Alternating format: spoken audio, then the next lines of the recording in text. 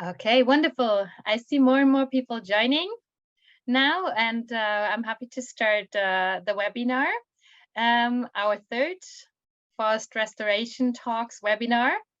Today we will have the international perspective again, and we will learn about the importance of local community involvement in forest landscape restoration from Markus Höhl.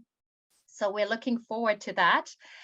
But before diving into the deeper discussions, and also before learning also from a practical point of view how forest restoration can work in the regions actually worldwide, I want to say a few words about this webinar in general, which we always do in the beginning. First of all, my name is Gesche Schifferdecker. I'm leading the communications for the Superb project, which is one of the projects initiating these monthly forest restoration talks. And we're doing this in partnership with the IUFRO task force on transforming forest landscape for future climates and human well-being. And with this webinar, we really try to investigate forest restoration from diverse perspectives, not only scientific perspectives, but also practical perspectives, which is why I'm very happy that we will have Markus today. And we want to involve in the discussion researchers, of course, but also practitioners, NGOs, policymakers, and all stakeholders who work with and on forest restoration or also forest adaptation worldwide. And we have this with in 1 month, always with the focus on the international perspective, which is today. And then next month, we will have the European perspective again. And I would like Gabi now to go to the second slide. Some rules for this webinar. As you can see, the webinar is being recorded. And this recording will then afterwards, so in a week or so, be available to be watched on YouTube. So you can also share it with your peers later. And we will provide it as well, also on the IUFRO website. And in case you have questions to Markus after his presentation, you can use the Q&A box for that. Last time it worked out pretty well. To make this more interactive and to not having Andreas and me as moderators talking and Markus responding, it would be really cool if you would be prepared when asking a question in the Q&A box that we promote you from participant to speaker so that you can ask the question live to make it a little more dynamic. And in case you want to tweet about this webinar, it would be wonderful if you would use if you would tag us and use Superb Project and IUFRO. And I'm happy now to hand over to my colleague Andreas Bolte, who will be your moderator today. And we look forward to an inspiring webinar. Yeah, thank you, Gesche, and a good afternoon from my Central European perspective to all of you throughout the world. It's a real pleasure to have you also all on board, and I'm really looking forward also to the talk of my previous colleague, Markus Höhl. So Markus studied forestry at the university in Freiburg, and he holds also a master degree. He worked for several years also in our institution, the Thünen Institute of Forest Ecosystem in Eberswalde, especially on the focus of forest landscape restoration. And I guess he will also present some slides about our project FLESRA, which trying to evaluate forest landscape restoration activities in Ethiopia. But now for about 1 year, he's now working at the ZUG. And ZUG is a funding organization closely collaborating with the German Ministry of the Environment. And we talked before that he is now spreading billions of euros throughout different FLR projects. So if you're perhaps also interested in projects being funded, I think he is a hot person to be asked for it. So for this, it's my pleasure now to hand over to you, Markus. So, and I think we all are looking for your presentations. Yes, thank you very much, Andreas, for the introduction. I will share my screen now and then also say a few words about myself. Yes, as Andreas said, I've been working at Thünen Institute with a research focus on forest landscape restoration. I'm also a member of the IUFRO task force transforming forest landscapes and future climates for future climates and human well-being, on which behalf I'm here today. In my professional work, I work as a technical project manager at ZUG in the International Climate Initiative. And for those of you who don't know the International Climate Initiative, I can say a few words about it. It is an important part of Germany's government's international climate and biodiversity finance commitments. Since last year, the ICI is implemented by the Federal Ministry for Economic Affairs and Climate Action in close cooperation with the founding ministry of the ICI, the Federal Ministry for the Environment, Nature Conservation, Nuclear Safety and Consumer Protection, and also cooperating with the Foreign Office of the Federal Republic of Germany. And the ICI supports approaches in developing and emerging countries to implement nationally determined contributions anchored in the Paris Agreement. So with a focus on climate change adaptation and mitigation, but also in support of the goals of the Convention on Biological Diversity. And yeah, I have, if there was any hope that I can make funding decisions, I cannot. The last word is always with the ministry.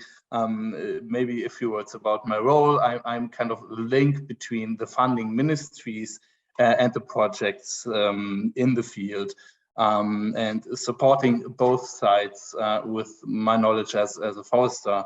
And in particular on FLR, most of my projects that I'm handling are in the area of forest landscape restoration. Now, coming to my presentation of today, I'm going to talk about local community involvement in forest landscape restoration, and the subtitle that I've chosen is delivering on the promises to succeed in restoration. And this is kind of something that's gonna lead us through the presentation today. So first, going into the structure, I'll have a brief introduction and background for you. Then I'll introduce to you kind of the development, how local communities have gotten more attention in the recent years as key actors in forest landscape restoration, but also other ecosystem restoration approaches, of course. Then I'm going to present a study that was also conducted together with the former task force of IUFRO, which is based on a global online survey where we have collected information on experiences with FLR and adaptive forest management, looking at success factors and failures.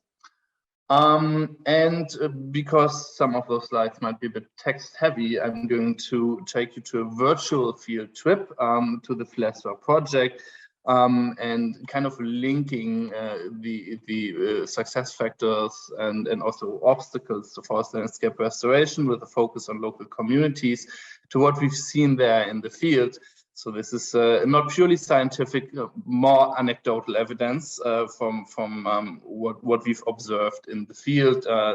The data is still to be published in the future. I'm also happy to see my colleague in the FLR project is here, Vianney. So I hope if there's more questions on the project, he'll also be able to support me. And then I have 2 questions in order to kick off a discussion. So yeah, coming to the introduction of my talk. Of course, as you all know, there are very huge commitments towards forest landscape restoration as well as ecosystem restorations. And I think that there's kind of a trend that there's more attention on these topics over the last years and maybe 1 or 2 decades. Of course, there's the bond challenge, aiming to bring 350 million hectares of degraded and deforested landscapes into restoration by 2030. We are currently in the United Nations Decade on Ecosystem Restoration, which aims to prevent, halt, and also reverse degradation of ecosystem on every continent and in every ocean. And just very recently at the CBD COP with the Kunming-Montreal Global Framework on Global Biological Biodiversity Framework, that's the correct title.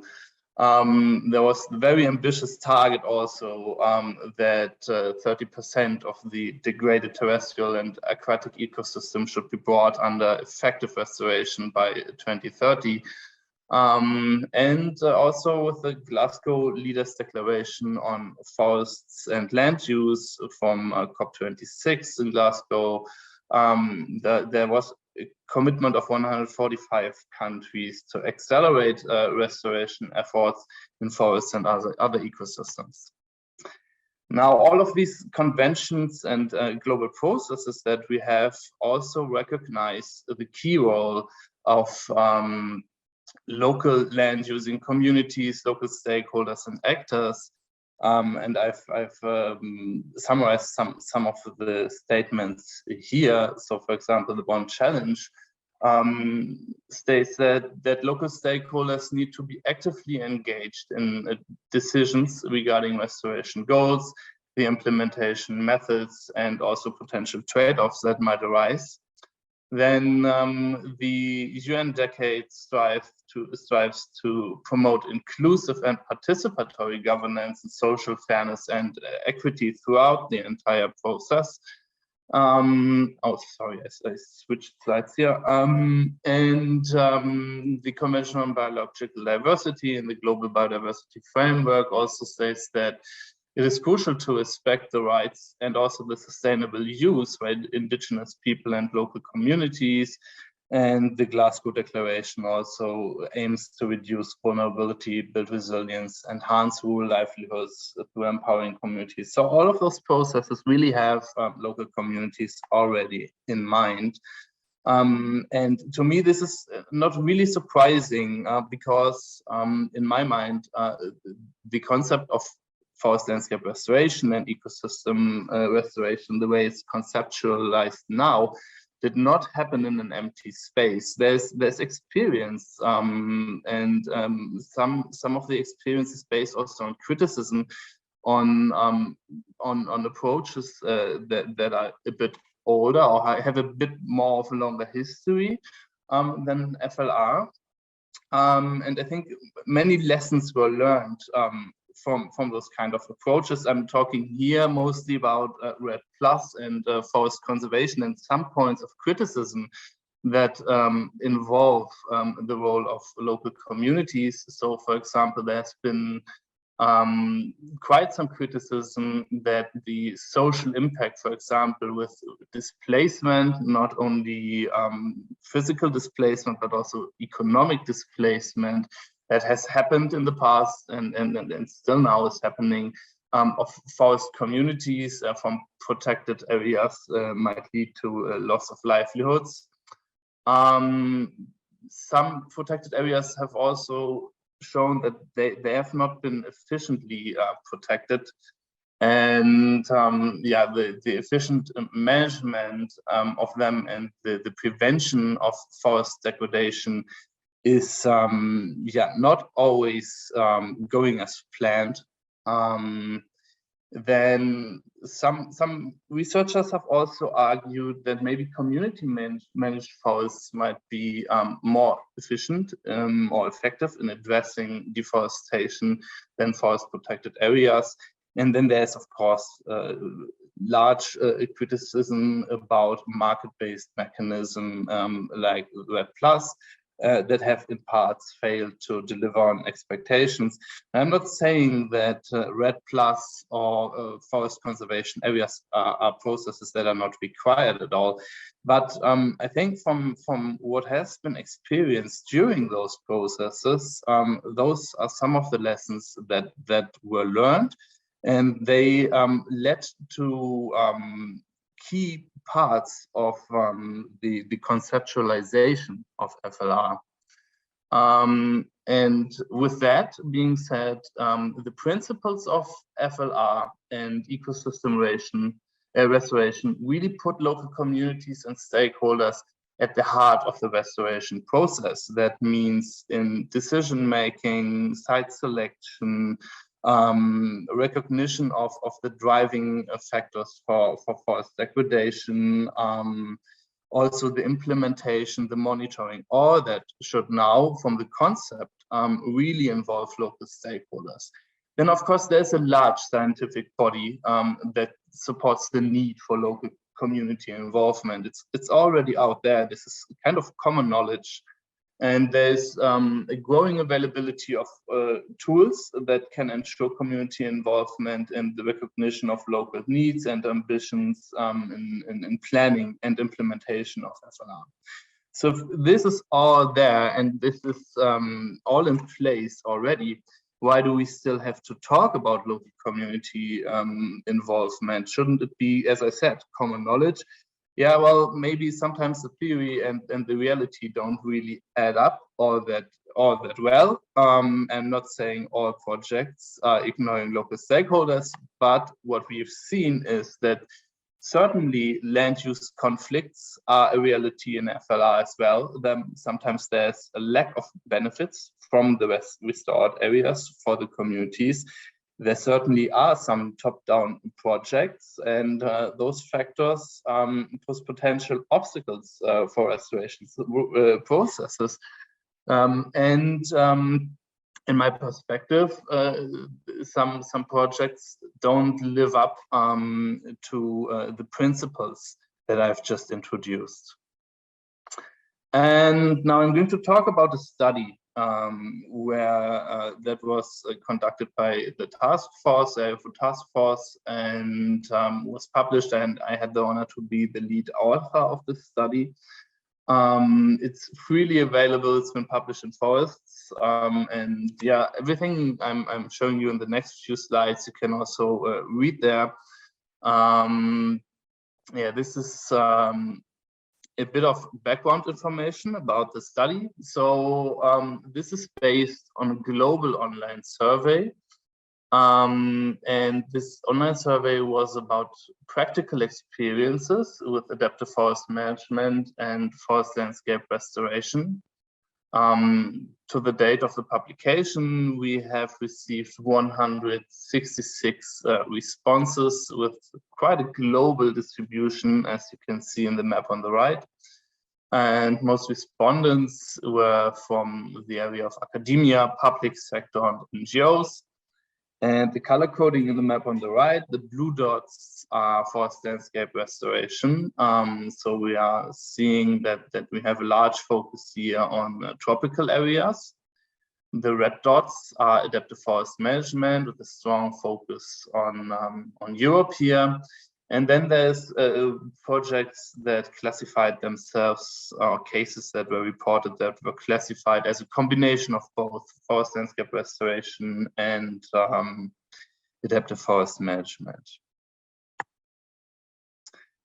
I will just just briefly summarize the results of the study, our conclusions, and I will limit myself mostly to those results that are related to local community involvement, which was, I would say, the biggest overall topic that most respondents had something to say about, both for projects that were not as successful as well as for projects that really managed to achieve their goals. So, starting with the problems, as I've just said, not all the projects are living up to the principles of FLR and ecosystem restoration. So for some projects, it was reported that the goals were not negotiated with and defined with the local stakeholders. Sometimes the goals were not known to the local communities as they were not properly communicated, or they were simply not shared by the local communities. So the local communities had different ambitions to those areas in question. Sometimes there was the benefits of those activities on the particular sites were not perceived. So we had kind of a top-down situation. And all of those factors were identified as major obstacles for restoration success by the respondents. A major issue was also that the causes of deforestation were not addressed. For example, trees were planted in areas and then there was a strong pressure for fuel wood, and the trees, as soon as they reached a size of 5 centimeters or something in dBH, they were simply harvested for fuel wood. Or the grazing pressure on the sites were ongoing. Sometimes fences were broken down as areas were perceived as unused, and the grazing on the site continued. Then we saw that there were various problems for both passive restoration, for example, like assisted natural regeneration, as well as active restoration, which involves planting. I think encroachment was the most common one with the assisted natural regeneration areas. They were simply found by local communities that are using the land before, mostly for grazing. They were perceived as unused areas. So I wouldn't continue grazing there. If they didn't know the goals, they didn't perceive the benefits. I think it's a straightforward thing to do if you have to feed your family, right? Then with active restoration, there were plenty technical issues. For example, that the planting material was not site adapted, there were low survival rate. But also one important one was that selected tree species did not meet the local needs. There were, I think, 2 cases reported from Nigeria, and both of them stated that in active planted sites, the local communities tended some of the trees that were planted there, even watering them. For example, if those were fruiting tree species, where they saw, okay, there's going to be fruit in those trees, on those trees 5-6 years from now. So those are trees that we want to keep, while other tree species didn't perceive them to be beneficial, have been harvested on the sites for the production of fuel wood. So that's one example. Another example of technical issues that was regularly coming up is that the nursery production was not high enough to meet the demand, especially for native tree species. And I think it's something that I've been seeing also, and where we have projects coming up in the IKI, which focus really on nursery production or with regards to native tree species. Exotics are usually quite well known, and the production of them in the nurseries is quite well known. But for native tree species, especially also those that are of beneficial to the local communities, because they have traditional use, medicinal use, fruit tree species, and so on. This knowledge is sometimes not as advanced in the nurseries, and there's struggle to produce sufficient seedlings there. So what this study showed is that there are quite some projects out there that didn't really live up to the FLR principles. And they're all presented in detail in the study, so you can read it in more detail there. And then on the other side, and I think you can put both the obstacles and the success factors right next to each other, because the successful projects basically they reported the opposite of what the less successful projects reported. So what they said is that community involvement in all aspects of planning, implementation, monitoring, benefit sharing really supported the success of the projects. They also said that capacity building and community buy-in can tackle one major problem of forest landscape restoration projects, which is the limited time span of funding. We are mostly talking about 3, 5, 4, 6 years of funding. And if you don't have community buy-in, what happens to the area once the project is gone, right? So if you have the buy-in of the communities and also the capacities there in place, there is a much bigger chance that the project will also continue and succeed after the funding has ended and the implementation organizations might move to different areas. And then again, there were various technical aspects that I'm not going to go into detail here. So, and this is what I've just been talking about. I have this table in my conclusion, which really sums up the obstacles that were observed and success factors in certain categories and topics. And for example, when we look into the issue of continued degradation of restoration areas, something that I've just talked about also, there was a lack of community involvement and so on, and then the protection of restoration sites had to enforce, and local communities rely on degrading land uses for the livelihoods. These were some obstacles. And on the other hand, participants stated that the communities can take a leading role in the protection of the resources and also in their management. This can be a success factor, and that providing economic alternatives is important to address the land use stress that's being placed on the restoration sites. And also in other topics that were not directly related to local communities, there are always aspects of local community involvement coming back, also in the more technical ones. For example, it was stated that collective monitoring with the inclusion of the community is important to bridge a gap of the end of the project, and the continuation and the need for continued monitoring, for example. This was also reported for the regeneration success, both of assisted natural regeneration and active restoration.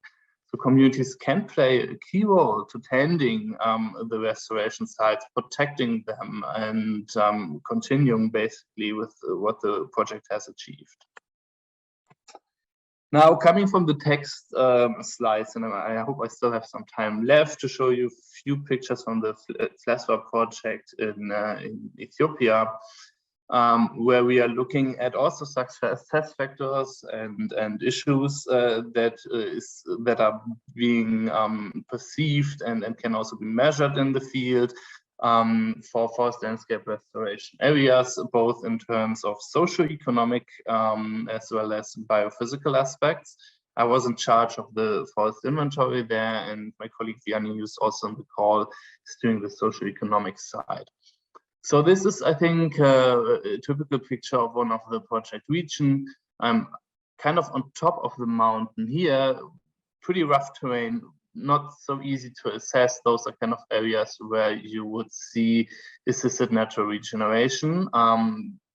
They are highly degraded. They are not suitable for agriculture, only probably grazing. And when you look at those grazing areas, they're super degraded.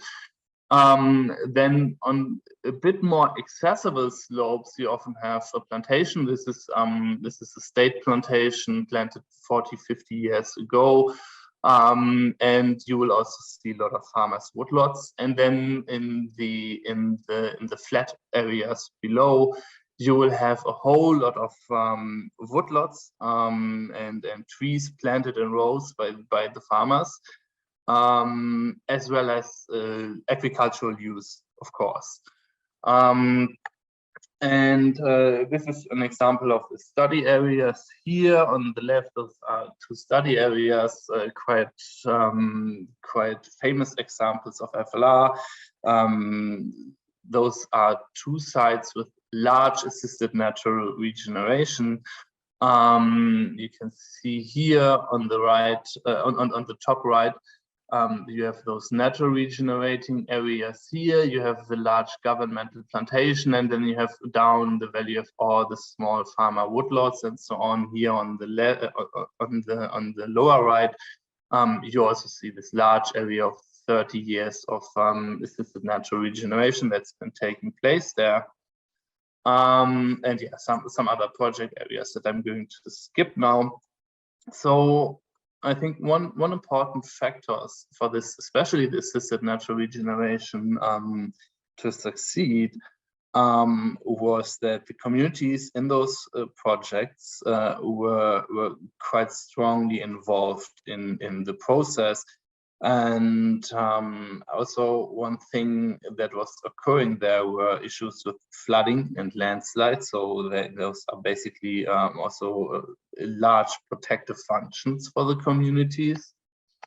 And yeah, something that we saw in terms of benefits, I think this is a good example for this. This is a government plantation. Communities have no official rights to use it whatsoever. Grazing is allowed, you cannot harvest anything. What happens is that really forest management is not being conducted there. It's been planted 50 years ago, and since then there was no thinning, no harvest, no real forestry operations. And once a tree dies, it's kind of accepted that the communities come in and harvest the dead tree. What I've suggested there to some of the forestry staff is, if you cannot perform the thinning of those stands, and they were heavily underthinned, they're way too dense, you can see how much light is coming in there, even though the stand is very dense. That's because the trees are basically sick. They suffer, they don't have enough water or resources in any way, and they are also suffering from aphids disease there. So why they needed thinning very urgently. Also 2 decades back, they already needed to be thinned. So what I suggest is, why don't you involve the local communities in this thinning? You can mark the trees that have to be thinned, then allocate them to the communities and let them do the job. They know how to get the trees out there. And this was one suggestion, because then you have a good benefit for the community. They'll be more supported of those plantations, and you make some use out of it. Also, you improve the structure and the growth. So this is something that could be considered there. This is one example of a bad site adaptation. Those are 6, 7, 8-year-old trees, and as you can see, they're not suited for the site. They're already dying off from the top. So also some technical issues there, and this is where I always think, why don't you ask the local communities what's growing here, what's growing good here? Because they all know. Whenever we were in the field, we've been relying heavily on local communities. They know the area, they know the tree species, and they can tell us so much. But a lot of this local knowledge is not being taken up into the forest management and management decisions. So another issue here, something where the goals of the program didn't really, I guess, add up with what the local communities were perceiving for the site. You can see this has clearly been a forested grazing land, and yeah, it's simply been burned after the trees were planted there. So we have those kind of land use conflicts coming up there, especially in Ethiopia. Is strong pressure for land. So those things are also reality there, and then you also see more successful plantations. This is, however, again, a plantation that has been planted together with community involvement. I mean, communities are always involved in the planting, but they've also been involved in decision making here, and you can see it's performing quite well, and it also provides yeah, some opportunities for native tree species to occur in the natural regeneration here. And this is another example. This is an old eucalyptus plantation, and it has been thinned and it has been selectively harvested. And what I thought is very interesting about this one is they harvest large dimension timber for construction of things that the community needs. For example, if there's a need for a bridge over a small river, they construct it out of this, out of those large dimension stems. You have dimensions in those stems up to 70, 80 centimeters sometimes. They are selectively harvested. Either the timber is going into projects that are relevant for the community, construction of bridges, schools, and so on, or the revenue of the sold timber also goes into community purposes. For example, again, construction of schools and so on. I had the impression that those kind of plantations are positively received. I don't say there's no illegal activities that happen there, but still. And another factor that you can see, this is not something that you would normally expect below a eucalyptus stand. We have a large natural regeneration, purely native species. There's an adjacent protected forest area. That's why there is such a large number of native trees that can germinate there. There's a seed source right next to the stand, but also because of the fact that it has been selectively harvested. And I think this is something that we can always think about when those timber production stands are there. Manage them together with the community for the purposes that they require the timber for. And if you want to restore more and go into the direction of more natural forests, selective harvesting and the establishment below of native tree species below the canopy cover of a less dense plantation might be an option. Those are the naturally regenerated, assisted natural regeneration sites. The communities quite successful. Only native tree species there, quite high tree species diversity, high density. The communities are involved. They mostly don't have, by now, because those are still young forests, they don't have a lot of rights to use timber or anything like that. But as I said, in those successful examples, they're very interested in ecosystem services, and in particular water provision, flood prevention, landslide prevention. And they were also guarding those sites, so they were actively involved there. But of course, there's less successful natural regeneration sites. On the left, we see some of those natural regeneration sites are being cleared. Again, we have the land use conflicts. Some of the sites never really had a chance to be restored. This picture in the middle is actually protected for 50 years for natural regeneration to occur. As you can see, there's crops being grown there, there's grazing there, and then on the right, of course, fuel wood collection will always take place unless you provide alternatives. So again, always considering the pressures that cause degradation before starting a project and involving the communities. You cannot, if the community wants to use it in an agricultural way, it's really hard to enforce that this is going to be a forest. And then, of course, the communities, they plant a whole lot of forests themselves. Obviously, what they plant is mostly fast-growing, high revenue. So we see a lot of coppice, eucalyptus there. But also they have kind of their own traditional agroforestry system in form of those kind of home gardens, quite a high diversity. So I think their contribution to forest landscape restoration is huge. Those woodlots, and of course there's a lot of criticism, very valid criticism on monoculture of eucalyptus, but you have to understand that because we are talking about very small woodlots, and they provide construction timber and as well as fuel wood for the communities, and thus taking pressure off the natural forest. I think this is something really important, and the productive function is also part of FLR, and the communities really take care of that as well, as they need the forest resources. If they're not available because they're all under protection or simply all gone, they'll take care of it themselves with establishment of woodlots. So the overall impression that I had was that the needs and aspiration of local communities, they drive the land use dynamics, and the restoration and protection without consideration of the communities is inefficient.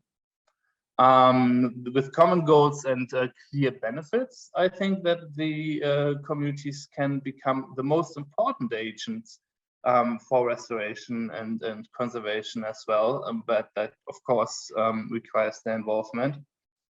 As I said, I would recommend to involve the communities in forestry operations if the forest authorities don't have the capacities in terms of workforce to implement the management plans. I think forest structure growth and also the pressures from the natural forest can benefit a lot from the involvement and provide benefits for the local communities. And as you've seen in the slides, the drivers of degradation need to be addressed and analyzed, and there need to be alternatives for the livelihoods of the local people. Now I'm done with my presentation. Thank you all for your attention. I want to raise two questions in order to kick off the discussion.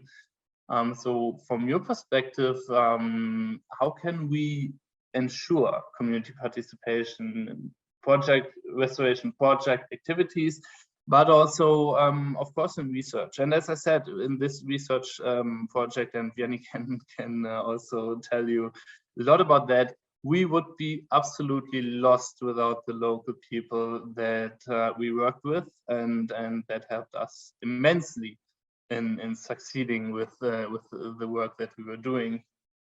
And another question I would like to raise, how this topic is addressed in your organization and field of work. And I can give you a small example from the International Climate Initiative, which has just released its local content concept.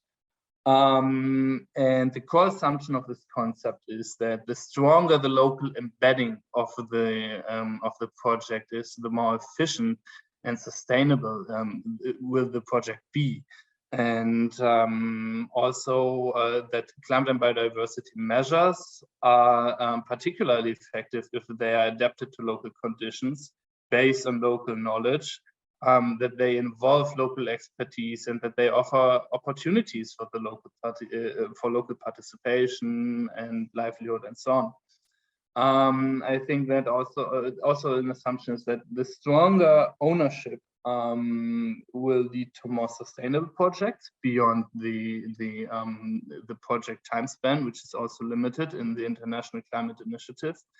And because of that, for new projects and the current call for projects, there's a rule of thumb that EKI projects should be implemented with at least a share of 50% of the budgets by organizations that are anchored in the partner countries, that generate added value there, and that they offer jobs and opportunities in the country. So 50% of the budget by local organizations in the partner countries as a new rule. And I think this is quite an ambitious target, and something where the IKI tries to take leading role and kind of be a role model for other funding programs, and ensure that this local participation will be strengthened through this rule that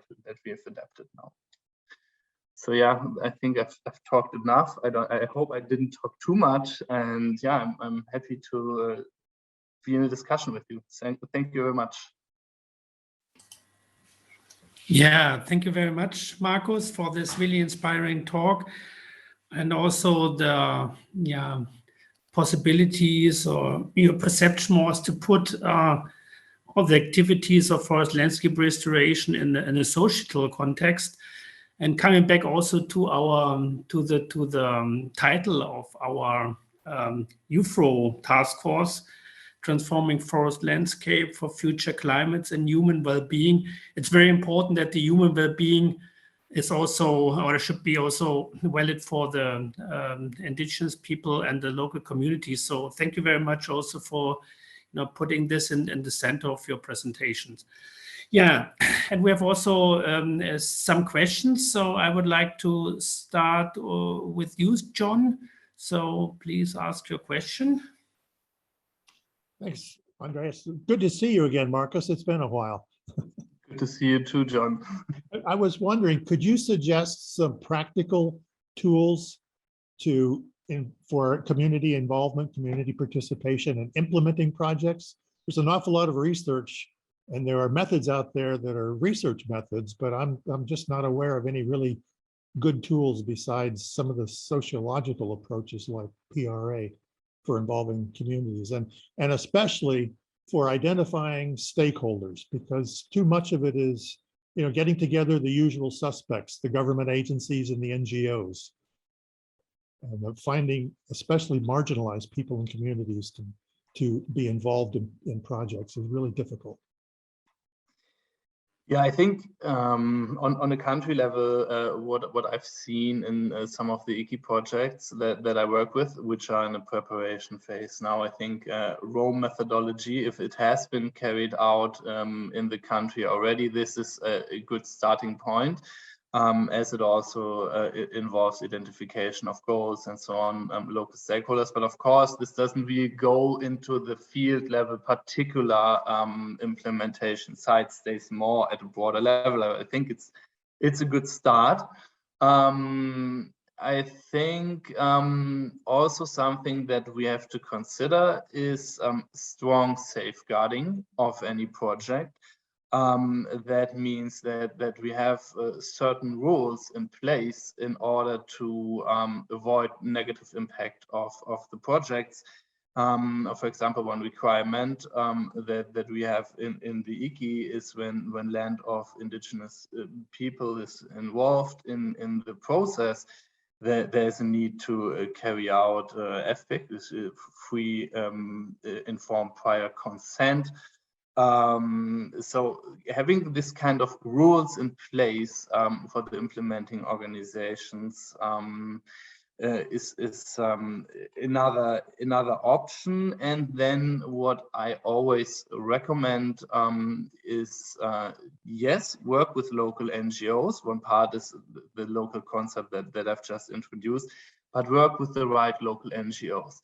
If your gender analysis has seen that there's an issue there, that women don't have the equal rights, access to the resources and so on, then involve some of the NGOs that are working on this topic, involve the NGOs that are working directly with the local communities, involve the NGOs that are kind of local NGOs that really have a connection to the people in the field.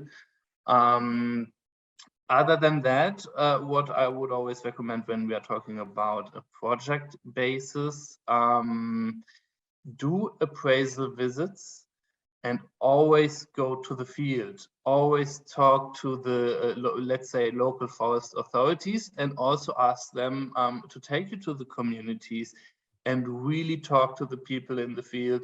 And whenever a project site is in the process of being identified, because the authorities say it's good, the project organizations say it's all good, at the latest at that stage, you will have to talk to the local communities. Otherwise, you're again violating basic safeguards in order to avoid conflict. So I think that those are some approaches, but maybe the audience can also add something where they have experience with tools that they could be applying. Thanks. So if there's any response from the audience, please raise your hand.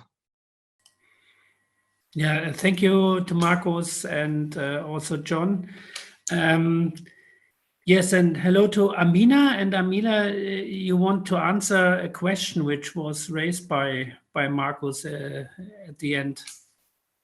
Oh, thank you. Thank you, Dr. Andreas, and thank you, Markus. We're in the same task force. I'm glad to meet somebody who is from my task force. I'm also a practitioner. I'm in the field, and I do most of my work is in restoration, forest landscape restoration. And the last one is we are trying to right now do plant bamboo along a riverbank that is almost destabilizing, that is eroding. And from experience, because the communities I work with are Muslims and they are Somalis, the ethnicity is Somali. So they have these practices, the cultural practices and the religious practices that are also aiding us in the success of our restoration within homesteads. We do have different areas where we are doing our restoration work. So within homes, that is what has helped us. And I've shared it in the Vienna conference of some of the findings, which was the design, or like the family lifestyle is a bit an extended lifestyle. In each household, you'll find like close to minimum of 6 to 7 persons or above, and a maximum of around 10, 11. So you can imagine, and they pray like 5 times a day. So, and each and every time you are washing, so that helps, that solves the issue of the moisture, so which can encourage success around homesteads with ecological service provision of the shade, enhancing also they also, you know, like nomadic or sedentarized pastoral community. So that also helps. And going to the farmlands, I believe also, I remember there's also the National Northern Rangeland Trust, which is also another organization here in Kenya, which has been talking about, it's not only about the biological structures succeeding, we also have other social, other, you know, factors that are underlying that can help in success of the restoration projects. But one thing that has helped us is prioritizing the native trees. That can get you like the community's attention. And when you're prioritizing that, when you are talking about the native trees, they are the ones to tell you which species to use and for which need, because it's driven by a need. Like this area, we have pastorals and we have the agro-pastoral. So you can imagine you can have a bit of the fodder and the crop, and then you can have your agro-pastoral, agro-silvopastoral systems succeeding.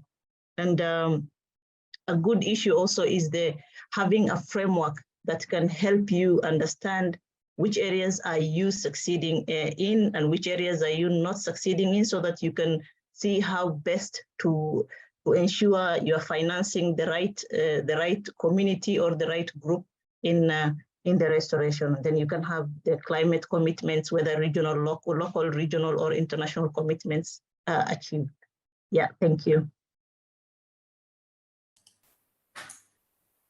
Markus, do you want to comment on this?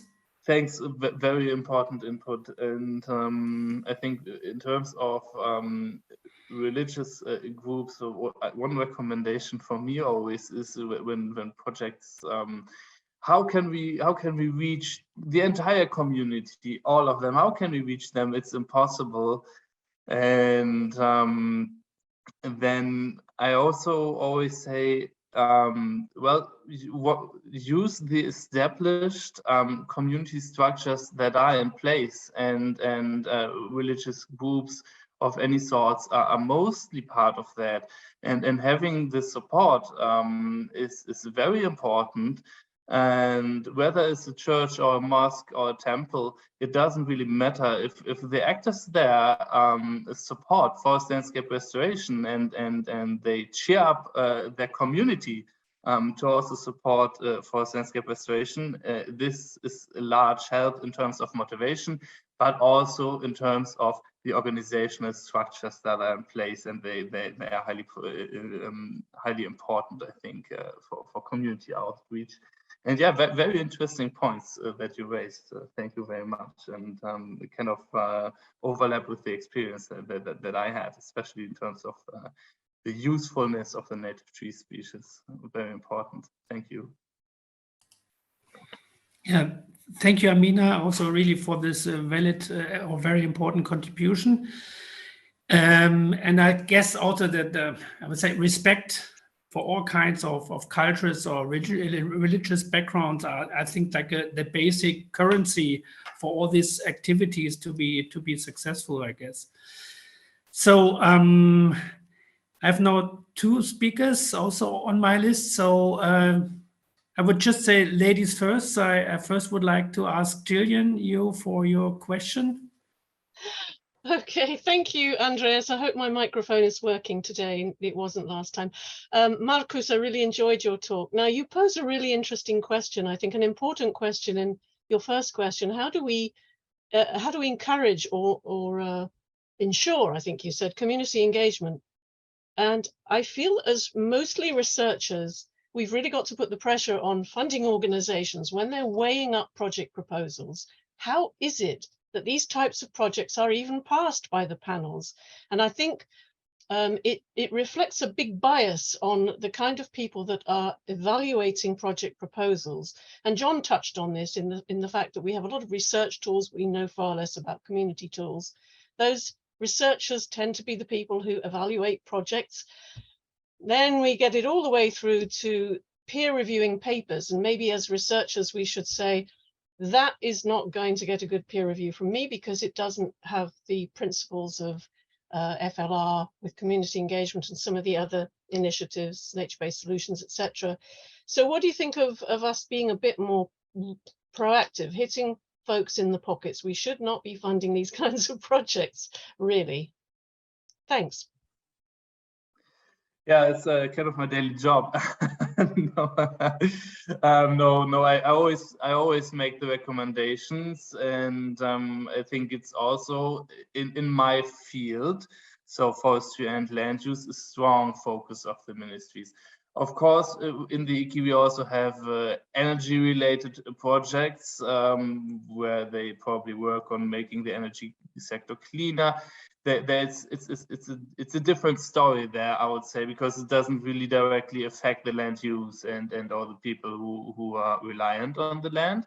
But I think, and I can only talk about the IKI, that in the green area, so forestry and land use, adaptation to climate change, biodiversity, and so on, there's a strong focus on that, and we want to see it in the proposals. We have introduced the local content concept to make more stronger connection also in terms of the budget that's being spent there. And yeah, we have all kinds of safeguards as well in place that should be ensuring that. And yes, I think the proposal, if it doesn't really look into this aspect of how we get the local communities involved, but at the same time wants to restore thousands and thousands of hectares, right? Then the proposal goes back, and you have to adapt it and to adapt your concept of implementation in order to ensure this involvement. And yes, I absolutely agree in funding, also in research. This should be a clear priority in our field, one of the key priorities, I think. And it has to be enforced. If then this happens on a project basis, I also think it can be mainstreamed in the national level implementation of the national governments in countries where the projects are being carried out.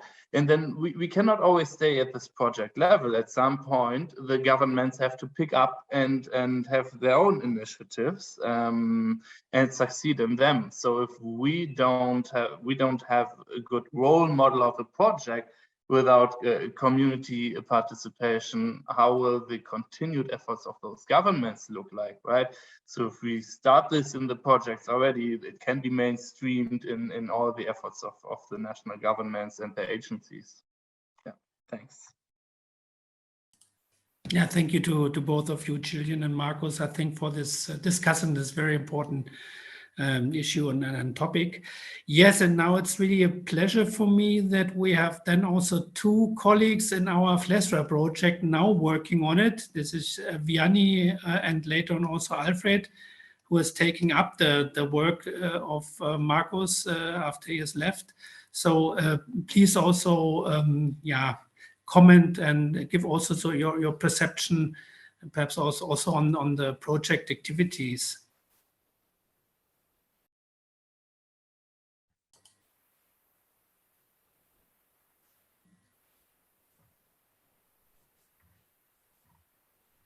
Vianney, may you unmute? Yeah, you know, I'm unmuted.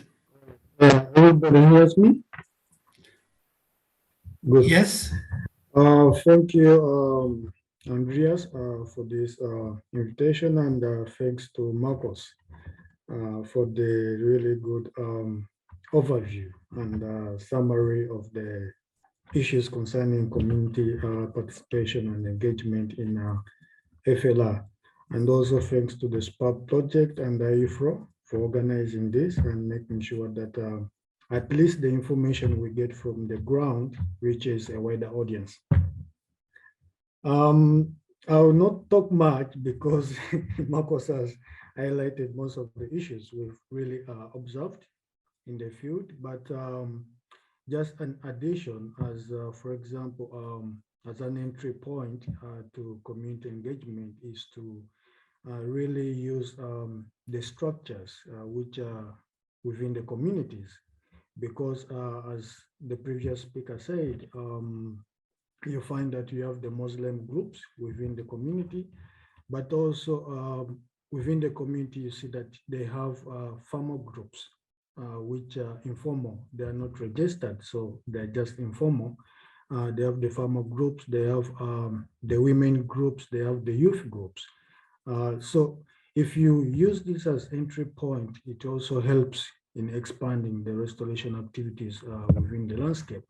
And this is really the issue which is ignored by most of the project, because from our experience, we realize that the project comes, brings whatever it wants to bring on board with the objective of restoration, either tree planting or establishment of exclosures, without really considering the structure of the community, which is a very important aspect.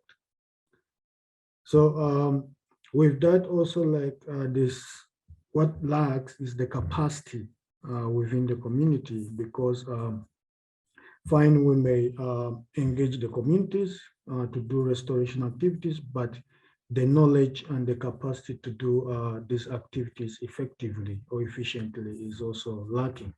And this is an aspect which could be also included in the large-scale projects, because I'm sure they do apply for the funds. They do highlight the activities they do, but they always ignore the real aspect of capacity building of the communities. For example, in case the project goes away, what will happen to the restoration sites? So yeah, briefly, those are like the really two main aspects with community engagement. The other issue, like for example, like right now in the FLESRA, we try to do to analyze the actor value and beliefs and preferences, and we realize that the perception that communities only look forward to production is really a little bit unbalanced, because in the governance analysis, we realize that also communities and households are looking at conservation, are looking at purification services and also priorities, control soil erosion priorities, not necessarily production of timber and firewood. So with this knowledge from the community, hopefully that if it is considered by the respective project, we shall have more successful restoration projects and during the upscaling also of these projects. Yeah, briefly, that's what I would say on community engagement. Yeah, thank you very much, Vianney. Markus, would you like to comment? No, thanks for the addition. Very, very important. And as I said, Vianney is the socioeconomic expert there. So yeah, very important aspects. And yeah, thank you. Yeah, and thank you also from my side also to broaden up also the scope to the ecosystem services. In total, I think this is very, very important, and especially with the stakeholder dialogue, we have seen that this is also very important for the, not only for the local community, but also for the regional and governmental organizations. Yeah, good to see you, Alfred. And yeah, you have raised also a question or about a specific management of the woodlots. Yeah, thank you so much, Andreas, and thank you, Markus. Hello to everyone, Vianney. But mainly, I would want to pick from what Vianney has just mentioned regarding communities also knowing that there are other values that they can get from restoring the landscapes beyond production. And join it to the point that Markus raised, that most of the interventions that we see implemented, especially in the FLESRA project, are also led by the communities themselves. So they choose what intervention they want to adopt. And I would want to draw his attention and his experience from what he observed also being part of this project on woodlots, for example. This is an intervention that for the FLESRA project, people are establishing these woodlots, but the rotation period is very low. But you realize that they also appreciate there are other benefits that come with planting trees beyond production. And one of the things that I wanted to ask is if you feel value addition might be something that could achieve other FLR benefits, and if so, within the context of implementing FLR, which stakeholders should spearhead the enabling of this, such as an alternative to encourage achievement of other interventions. If we are to do, for example, encourage people to keep woodlots for a longer rotation, so that we can achieve other benefits from this kind of intervention. Who do you think could be the driver to facilitate this kind of arrangement so that people get multiple benefits? Thank you very much. Yeah, this is something that I've observed in the field, and whenever we were in the woodlots, most of the time the farmers were present, and I was making some silvicultural suggestions to them and telling them, oh, you don't need 10,000, 15,000 trees on a hectare. You will actually get better revenue when you have less than that. So kind of asking them to thin their stance, or at least a part of it, and see about the results. Another recommendation that I was giving is thinking about selective harvest. Of course, there is an issue because the productivity is increased when you burn the area, and that's always kind of goes together with clear felling, and this resprouting is more efficient when you have the burning there is kind of the traditional system, but still what I would suggest is really to keep some of the trees in the area, go more into the direction of selective harvest. And the benefits there is clearly, I think, reduced erosion, reduced runoff again, which can be important. I think the key actors, and I think that there is a lack of that, are the extension services. And what we've seen is like those things that they are called village development managers or something like that, which usually work for the local agricultural offices. And I think they have to be strengthened, the capacities have to be strengthened.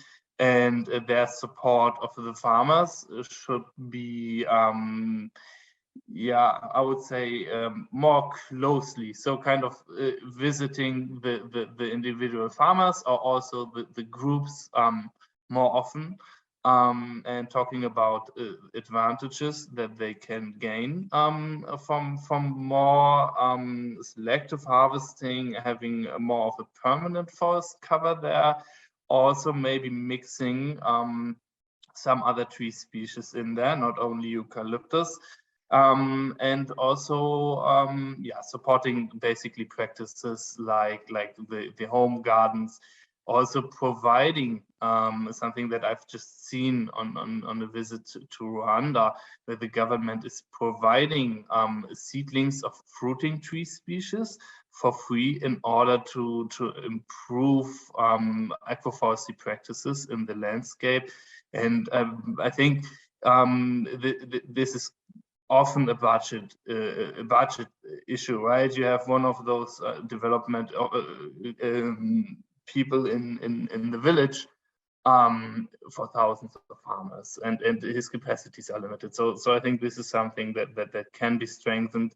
Really, the extension work of the offices. Yeah, but maybe there's other suggestions too from the audience. So. Thank you, Markus. Yeah, very welcome. Yeah. Thank you, Alfred. Thank you, Markus, also. Yeah, and thanks also for this, I think, additional insight and the specific situation there in Ethiopia and the Flash Flood project. Yes, and it's also a pleasure to see more active members of our task force. So, Myra, the floor is yours. Okay, thank you, Andreas. Thank you, Mark. Really interesting your speech. I am one of the supporters of two papers at Scrub, and I'm also a fellow from Alexander Brokumbo Foundation, and I have been working with ecological restoration in Brazil on the ground. And I think you already answered my question, because there we have some trade-offs. When we are on the ground, we have pressure to increase the forest restoration in the lowest cost at all. And they don't take account what are the mobilization, how to involve the land owners, for example, in my case, in Brazil, to be part of the plan of the project. I think one of the answers that I would like to give you about your question in my region, in my context, would be we need to involve the land owners, who are my focus in the case, in the planning of the projects, like bottom-up approach, and also to involve the local stakeholders. As you said, the station is for us is who opened the door of open the farmers to go inside of the area and to understand what's happening. So what I would like to know, how the financial support are managed with these trade-offs. Like, we need to decrease the cost of restoration, but also we need to involve a lot of other stakeholders. We have limited time, like most of the project has three years of finances. This is not enough to restore area. How we manage this kind of trade-offs when you are looking for a project? Because it's more expensive in areas that you need to mobilize the local community and to do all these activities. Thank you. Yeah, very good question.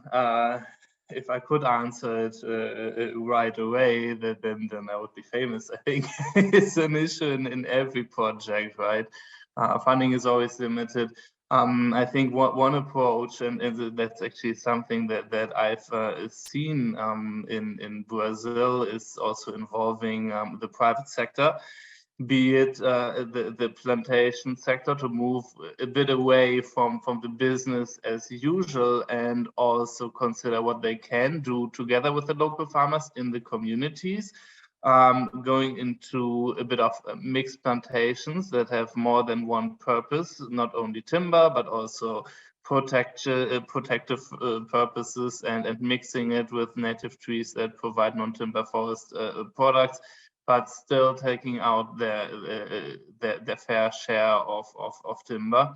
Other issues, I think other entry points for private sector coming in is corporate social responsibility. I know from Brazil that the governmental oil company, they do quite some work, or at least they put in quite some finances into forest landscape restoration. I think this is something where really the industry should also be held accountable for their responsibility, especially when we're talking about mining, oil, and so on. I think this is one part, and the other part, I think also you've already mentioned it. The funding will not extend 3 to 5 years.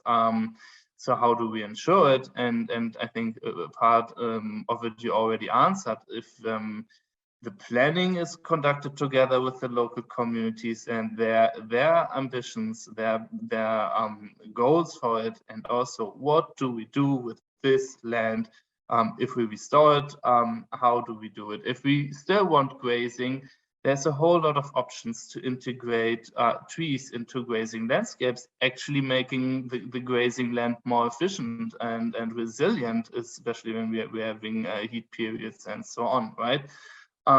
So really having them involved in the planning, making sure that they gain benefits as soon as possible, and if they need to use the land, trying to put trees into the existing land use, make it more diverse, and increasing probably even the benefits as compared to the current land use. And then it can continue after the project implementation sites. And yeah, I think this is my answer. But of course, if somebody from the audience wants to add to it, I think it's a very difficult question. Thanks.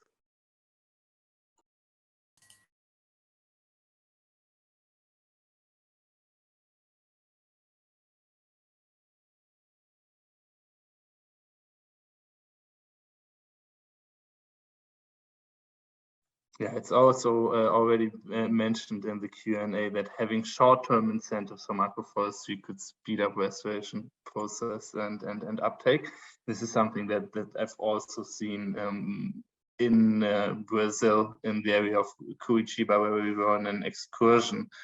The farmers had problems with their monoculture banana stands, and they converted parts of it to agroforestry, and also built a farmers cooperation to pool their product and get it directly to the markets without middlemen. And it really changed their situation within a few years, and they were so happy, and their livelihood was massively improved. So yes, of course, having agroforestry, especially in landscapes that have a strong land pressure, as I also said, in integrating trees in the grazing, I think is one of the obvious solutions. And I think also one where the community is neighboring from one community, where we have a project in place, will pick up faster the practices of the community with the project, scale it up themselves, because they can see the benefits quite fast in terms of provision of.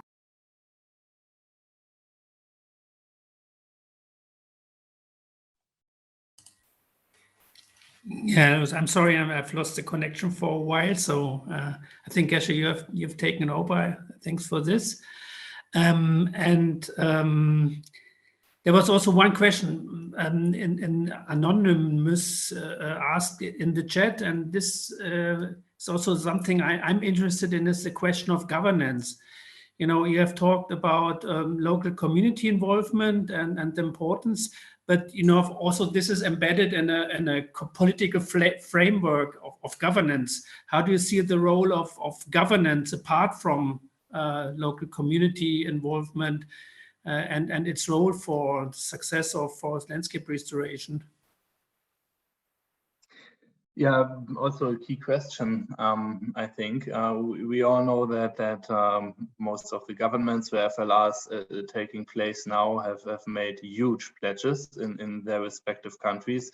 But I also think that translating those pledges into policies at a national as well as a local level and implementing those policies is a process that could be needs to speed up, but of course the political arena is not always as easy. One term you'll have a pro-forest president, then you'll have a president that's not as interested into this particular issue. This I think is a big difficulty.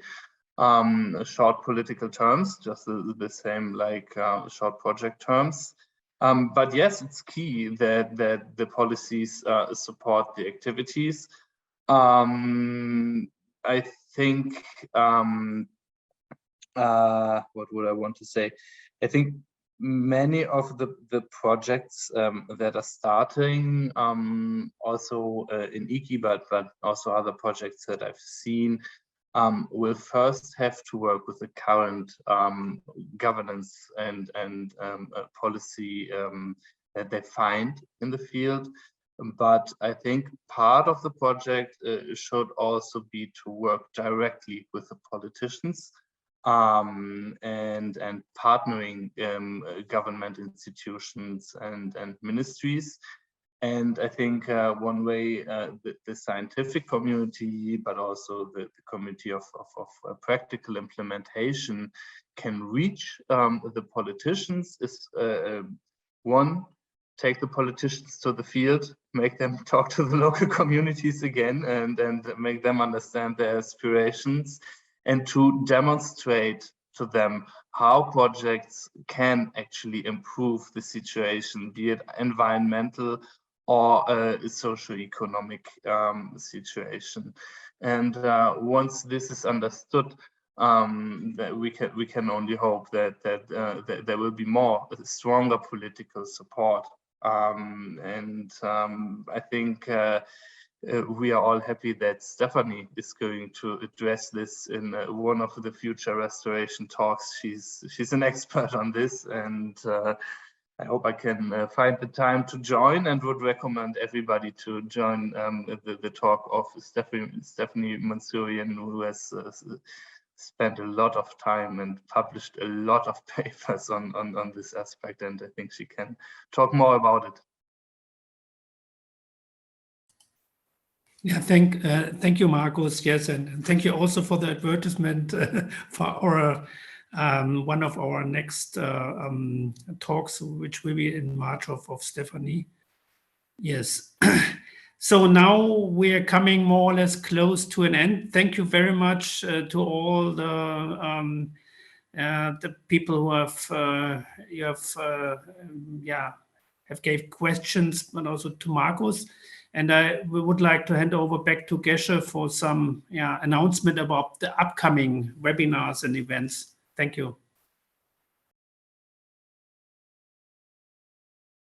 Thank you very much, Andreas. We could still have the question from Rachel if she wants to ask it.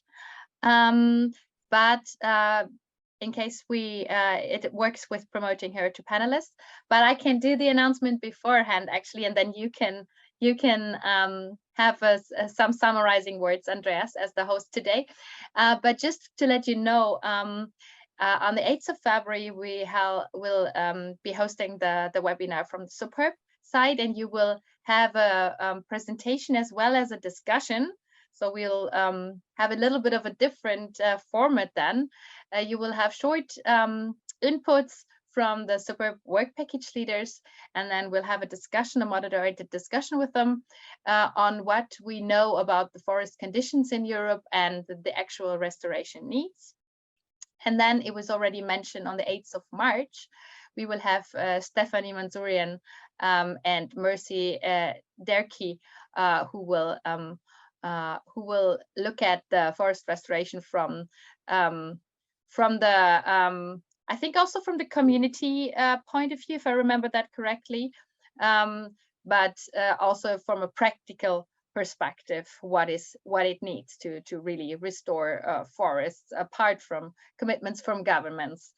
And I think it doesn't work out with Rachel being promoted to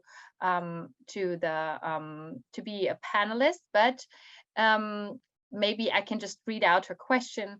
Do you have a good example of ways to record analog data that gives it parity with digital data and decision making?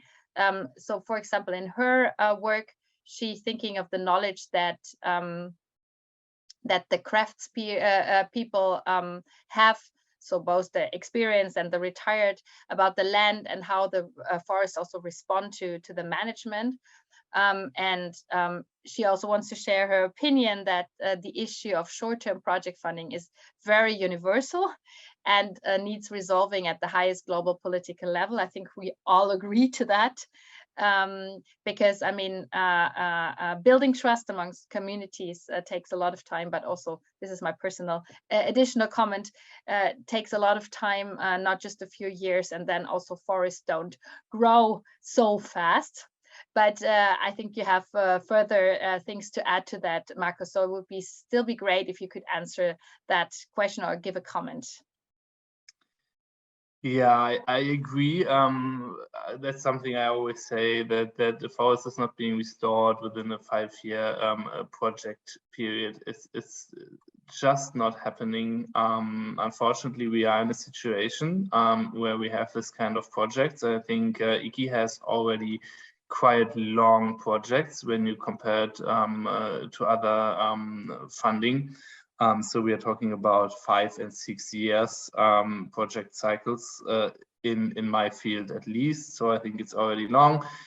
If I could make a decision, I would make it 10 years. Why not? But I'm not in this kind of position, unfortunately. But whenever I get the chance, I do say this to people and say we need longer projects. Sometimes there is the possibility, especially for successful projects, that they get a prolongation of some years, which is a very fortunate situation. But yes, I agree. In general, this should be something that needs to be discussed on a global level, especially when we're talking about land use and forestry issues. Yes. In terms of the analog and the digital data, I'm not sure if I got the question 100% correctly, but what I think is key here, yes, there is a whole lot of knowledge, especially of practitioners, that's not available in digital format. It's mostly in analog form, in some folders, in some cupboards somewhere. And I think this is an issue, and this goes for local knowledge as well, right? Local traditional knowledge and so on, something that I've touched on. I don't have any experience on how to resolve this, but what I would always recommend is having this kind of roundtable discussions, stakeholder workshops, and so on, inviting as much of those keepers of this traditional local knowledge or practical knowledge as possible to those roundtables, and really let them talk and listen to what they have to say, and document this kind of roundtable discussions and all those aspects as good as possible. Do this in the planning phase of the project, so that you already have those perspectives right from the beginning, and simply involve them in the project as much as possible. Maybe hire them. I would recommend hiring people with this kind of experience if possible. And do as much as you can do to document the key points that they're always raising, and kind of try to conserve this knowledge, but also publish it. So kind of be their voice, to also translate it to other languages and then make it available to a broader audience. This would be my recommendation, but no real experience on tools. Thanks. Good question.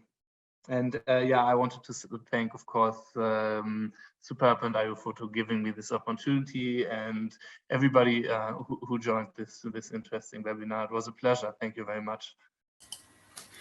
Yeah, Marco, thank you also from my side. And one point I would like to also to pick up, because you mentioned also this, I think, problems or issue of short-term project funding. So I think we need, in addition, something like a long-term strategic monitoring of forest landscape restoration. And I think this is really an issue to put it together and more or less and to discuss about it, because to overcome this, I was spot on, spot off, more or less, few of some projects and sometimes overlapping competing projects, because I think this is a very important need to get more or less global initiative for forest landscape restoration more efficient and more getting it more efficiently. Yeah, and with this, I really would like to thank you also for your talk. What I've learned really again is that, you know, forest landscape restoration is not in the first place a technical issue, but is a societal issue, and it's very important to embrace the people who are really important. So the local community, and to get their knowledge, but also more or less to get them on board to making forest landscape restoration successful. And I think with this, I think this is the basic, or most important basis for all these global activities. And on the other hand, it's very important to bring this local community involvement, within these different frameworks and within these different levels, also to the global initiatives of the Bonn Challenge, for example, and other initiatives. So with this, I would like also to thank you, and giving also the very last words to you, Gesche. Thank you. Yeah, I don't have much to add. Thank you very much to everyone, also to the audience who was very engaged and brought in interesting questions. And I think we have a lot to follow up upon, and we will touch upon the community involvement again, but also on other topics that you mentioned today, like the using the right species, etc. All those challenges related to the complex issue of forest restoration. So we have a lot to learn still from each other. And I'm looking forward to seeing you all on the 8th of February. And have a nice rest of the day. Thanks.